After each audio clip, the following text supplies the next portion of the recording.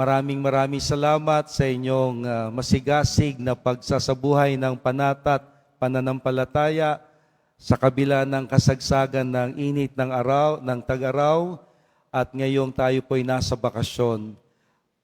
Wala po ako last Friday dahil annual retreat po namin, kaya't ngayon lang ako nakabalik after Easter sa piling ninyo. Kaya't babawi po tayo. Ngayong tayo'y nasa panahon ng Pasko ng Pagkabuhay, buhay na muli ang Panginoong Jesus Nazareno, atin siyang pasalubungan ng ating masigabong palakpakan.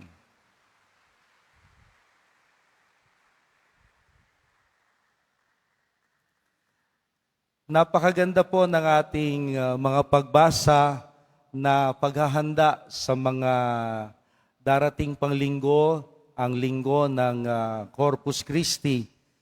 Kaya't may panahon para sa ibang araw at ibang linggo ang ating ebanghelyo. Kaya't itutuon natin ang ating pagninilay sa unang pagbasa mula sa Gawa ng mga Apostol na naglalaman ng pagkakahirang kay Pablo, ang apostol ng Panginoon sa mga hentil. Tayo po'y merong kapistahan tuwing January 25, the conversion of St. Paul.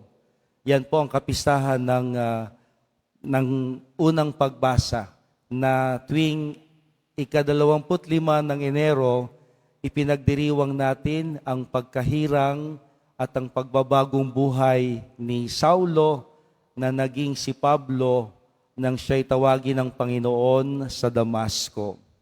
At kapansin-pansin sa pagkakatawag ng Panginoon kay Paulo na dating si Saulo, ang naging daan ng kanyang pagbabagong buhay ay walang iba kundi ang mga tao. Mga tao na gusto niyang patayin, ang dahilan kung bakit siya'y patungong Damasco. Gusto niyang ubusin, gusto niyang itumba, gusto niyang iligpit lahat ng mga naniniwala kay Kristo dahil para sa Kanya wala silang karapatan na mabuhay sa mundo. He is an annihilator of Christians. At yun ang Kanyang layunin na ubusin, ligpitin ang lahat ng mga sumasampalataya kay Kristo. Kaya't nung marinig niya na ang mga Kristiyano na sumasampalataya kay Jesus ay nasa Damasco, siya'y patungong Damasco upang lahat sila ay itumba. Ang nangyari, sa kanyang hangaring sila'y iligpit at itumba, siya mismo ang tinumba ng Panginoon. Sabi ho nila, nakasakay daw sa kabayo. Pero wala hong nasusulat. Ngunit nang si Saulo ay patungong Damasco, liwanag buhat sa langit, ang sa kanya'y sumilaw at tumawag pansin at narinig ang tinig na nagsasabing, Saulo, Saulo, bakit mo ako pinag-uusig? Sino bang inuusig ni Saulo? Kristiyano. Kaya maliwanag sa pagpapakilala ng tinig na walang iba kundi ang Panginoong Jesus Nazareno, iniuugnay, kinikilala ng Pong Jesus Nazareno na siya ang inuusig, siya ang pinahihirapan, siya ang dumadanas ng pagsubok sa lupang ibabaw. Na sana para ho sa atin, sa kapanahunan natin ngayon, ito'y napakagandang paalaala na the Lord identifies Himself with us. Kinikilala ng Diyos na siya'y kasama natin. Nagpapakilala siya na siya'y kasama natin, lalong-lalo na sa mga panahong tayo'y dumadaan sa butas ng karayom sa matinding pagsubok. Tulad ng pagpapakilala niya kay Saulo na naging si Pablo. Bakit mo ako pinag-uusig? Na napakagandang isipin, hindi lang niya ipinagtanggol ang mga inuusig, kundi ninais din niyang iligtas ang tagapag-usig. He could have been one-sided, na tinumba mo mga Kristiyano, itutumba kita. gantihan, no? Getting even. Pero hindi ganoon ang Panginoon. Wala siyang paniningil, wala siyang panunumbat, na mismong ang taong naging dahilan ng kapahamakan ng ibang Kristiyano, ang siya pang tinawag niya upang siyang maging dahilan ng pagbabagong buhay at pagliligtas sa iba. Natiyak sa ibang mga Kristiyano, nagtaka sila. Bakit siya? Siya itong maraming pinatay sa ating mga hanay. Siya itong maraming lupig. Binalak nga niya na tayo patayin, tapos kasama na pa natin ngayon. Baka pati tayo ubusin. Ngunit napakahiwaga po ng pamamaraan ng Panginoong muling nabuhay. Ang pagbabagong anyo at pagbabagong buhay, pagbabalik loob ni Saulo ay naisakatuparan sa tulong ng mga taong pinag-uusig niya.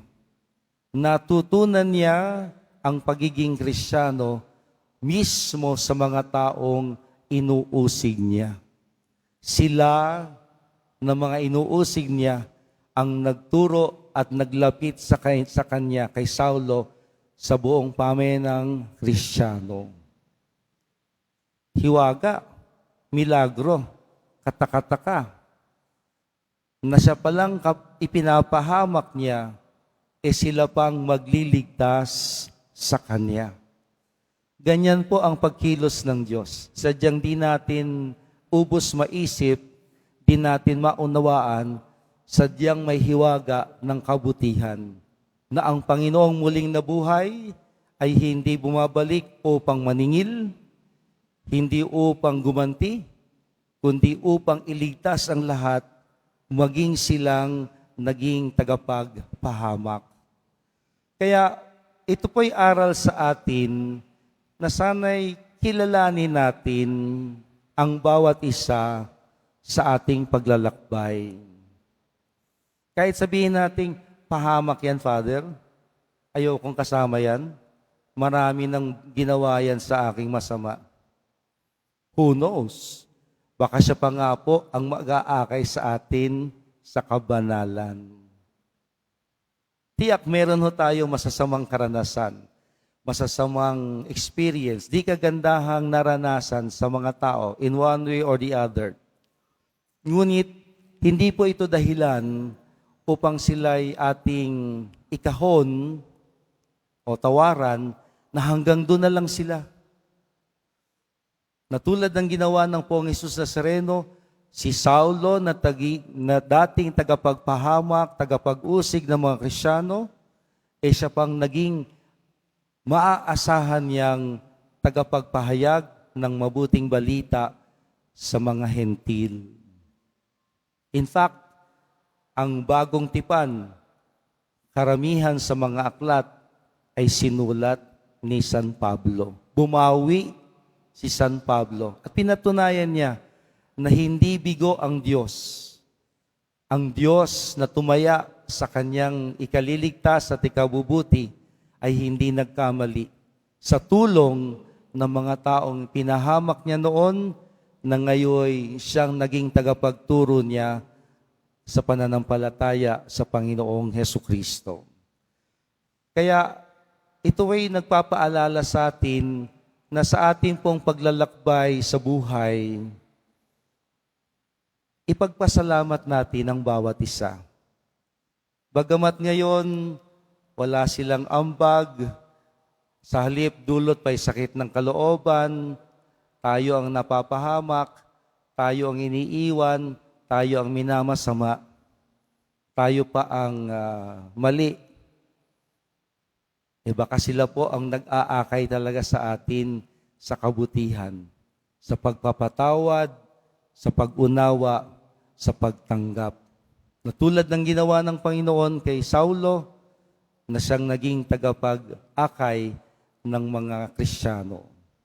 Hingin po natin na tayo rin ay maging katulad ng ating Poong Jesus Nazarenong muling nabuhay, na ang lahat ay magiging daan ng kabutihan at kaligtasan kahit silang masama sa ating karanasan. Amen.